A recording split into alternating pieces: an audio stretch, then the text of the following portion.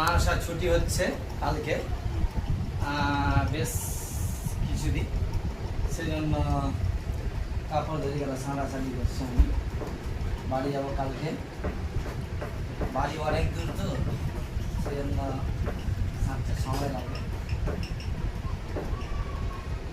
সেজন্য সেদিন এই দিকটা চেঞ্জ সবই আমারই কাপড়। এটা পাঞ্জাবি মোটামুটি 22টা আমার পাঞ্জাবি,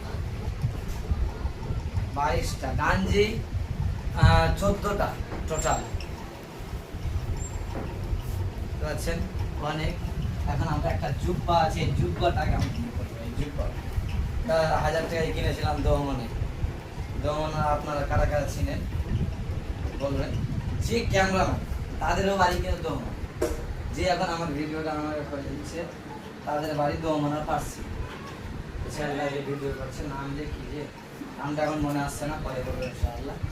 কারণ আমি বিশ্রামটা নিচ্ছি, কারণ আমাকে কিন্তু বাড়ি যেতে হবে, তাড়াতাড়ি কাজ আছে,